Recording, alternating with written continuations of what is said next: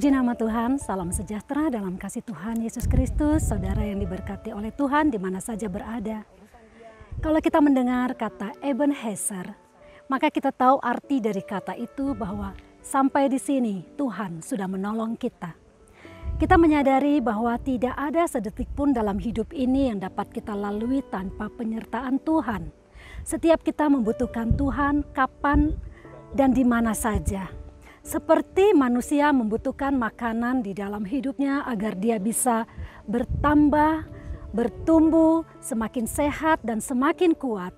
Demikian juga kita membutuhkan Tuhan di dalam hidup ini agar hari lepas hari kita mendapatkan kekuatan yang baru untuk dapat melangkah di hari-hari yang ada di hadapan kita. Amos berkata di dalam Amos 5 ayat yang keempat di situ dituliskan, sebab beginilah firman Tuhan kepada kaum Israel, carilah aku maka kamu akan hidup. Puji Tuhan. Hanya di dalam Tuhan saja ada kehidupan. Itu sebabnya kita tidak boleh jauh dari Tuhan. Sehingga kalau ada umat Tuhan, ya saudara, kalau ada umat Tuhan yang tidak mau mencari Tuhan, maka itu merupakan satu kerugian yang besar di dalam hidupnya, saudara. Karena apa? Karena sehebat apapun manusia itu, sekuat apapun manusia itu, sekalipun dia memiliki jabatan, dia memiliki pangkat yang tinggi, dia memiliki harta yang melimpah, manusia tetap memiliki keterbatasan di dalam hidupnya. Itu sebabnya manusia membutuhkan penolong yang tidak terbatas.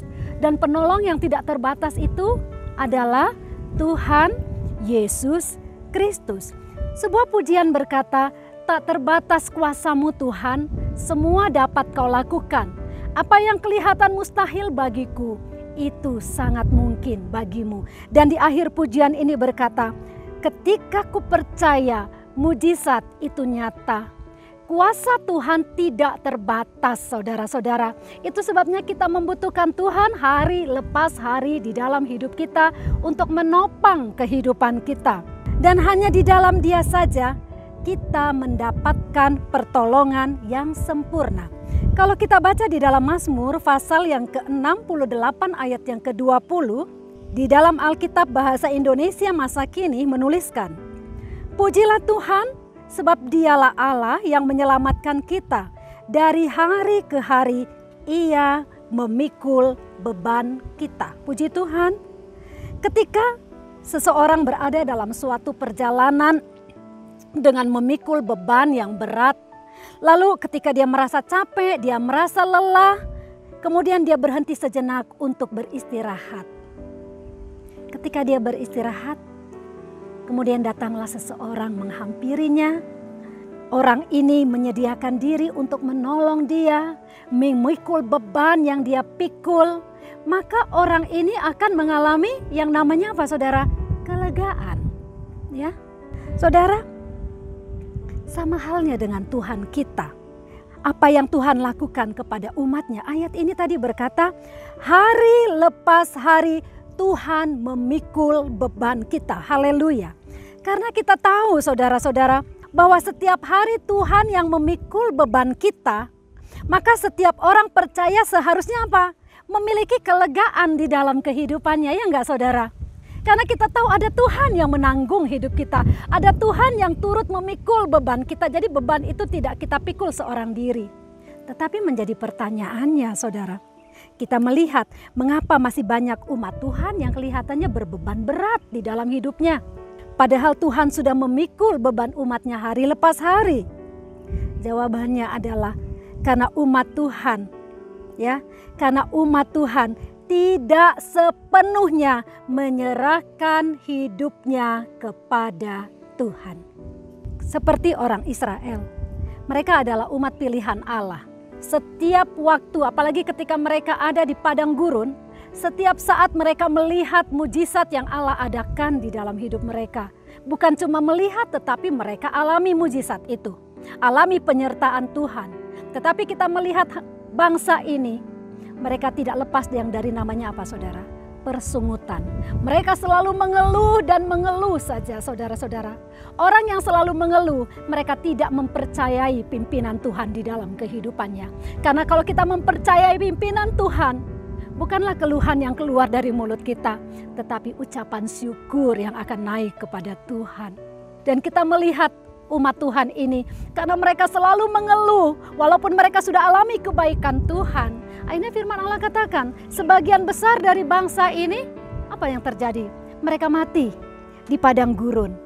Mereka tidak bisa masuk ke tanah perjanjian yang Tuhan sudah sediakan bagi umatnya. Sangat disayangkan. Mereka sudah memulai dengan hal yang baik, tetapi mereka tidak sampai ke tujuan yang Allah sudah tetapkan.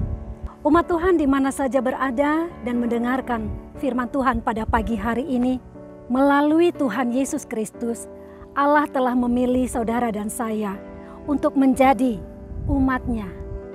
Kita dipilih oleh Allah untuk menerima kelegaan yang sudah tersedia di dalam Tuhan bagi kita.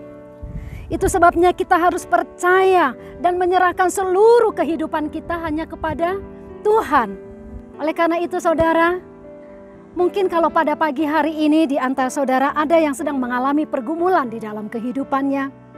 Mungkin ada yang sedang bergumul untuk satu kelepasan, ya. Saudara terikat dengan sesuatu yang saudara sangat sukar untuk melepaskannya.